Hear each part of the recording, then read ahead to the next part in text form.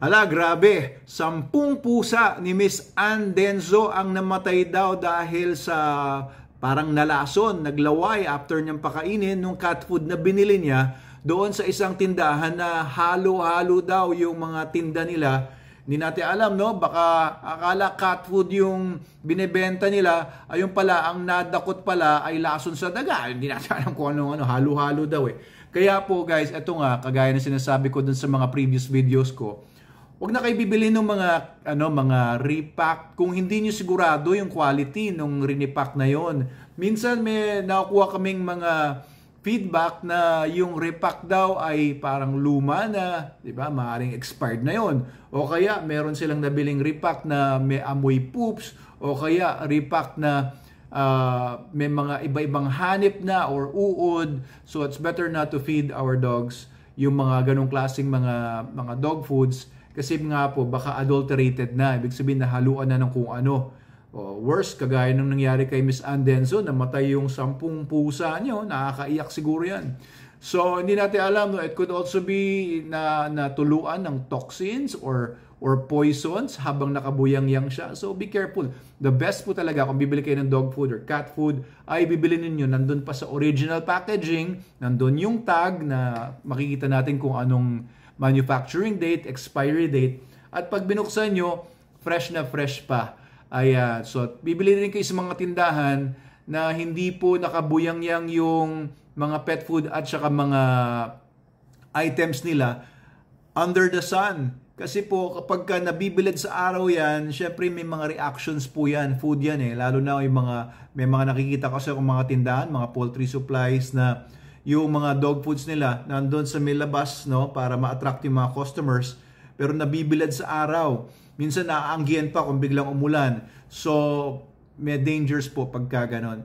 So hindi naman po sa pagiging maarte o maselan yan, kagaya na sinasabi ng iba, sabi ng iba, bakit ba bumibili nga tayo ng bigas na nakabuyang-yang din? Oo, pero syempre yung bigas, hugasan niyo po yan pag uwi niyo at lulutuin niyo yan ng ilang minuto, di ba, para mamatay mga bakterya diyan kung meron mang kasamang bacteria o viruses yan. Pag niluto ninyo, more or less, wala na yung mga mga toxins dyan.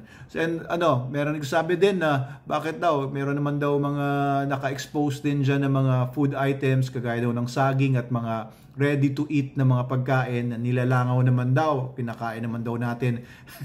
Baka kayo, ako hindi ako makain ng gano'n. Syempre, kailangan itaas natin yung antas natin ng food safety and food hygiene kapag kasi mga nilangawan na, lalo na hindi natin alam kung saan galing yung mga bangaw na yan. Dumapo sa basura, dumapo sa emburnal, dumapo sa poops ng mga ibang mga askal dyan sa kalsada, tapos dumapo dun sa pagkain. Ngayon, kakainin mo naman, isusubo mo, ay naku, makakuha tayo ng mga iba't ibang mga sakit dyan. Kung gusto niyo ng ganyan, kayo na lang. Pero kailangan itaas natin yung antas natin ng food safety and food hygiene. Pinag-aaralan naman po natin yan kasi dati nung unang panahon hindi po natin alam yung mga mikrobyo na yan, mga parasites na yan. Ngayon, na-invento na po yung microscope a few decades ago, at yung mga microscope ang nagpakita na dun pala natin nakukuha yung mga sakit-sakit kapag hindi po tayo mag-iingat sa food safety, food hygiene. Kapag kakain tayo, maghugas tayo ng mga kamay natin, lalo na kapag galing tayo sa mga public toilet, nahawakan natin yung toilet bowl, yung takip ng toilet bowl, huwag kang susubok agad na sarap kang magkamay. Ay, nako. Oo, marami pa talaga tayong kailangan i-educate ng mga kababayan natin, hindi lang sa food safety ng pantao, pero ganun din sa food safety sa mga alaga nating aso at pusa. Kaya kung bibili kayo ng dog food, kaya yung SDN, the best dog food in the multiverse, yung SDN ang the best po na dog food na pwede nyo mabili. Pagka bibili po kayo ng SDN, bumili po kayo ng SDN na nakalagay pa sa original packaging. Kasi nandun po yung, at siguraduhin ninyo na naka-intact pa yung nakakabit na batch number, expiry date, para makita nyo talaga na hindi expired yung dog food. Kasi pag natanggal na yon, paano malaman na hindi pa expired yon, di ba? Siguraduhin po natin yan. Gusto ko lang na mag-ingat ang mga nakikinig sa atin, lalo na yung mga tumatangkilik sa dog food natin na SDN. Okay? Ingat po kayo.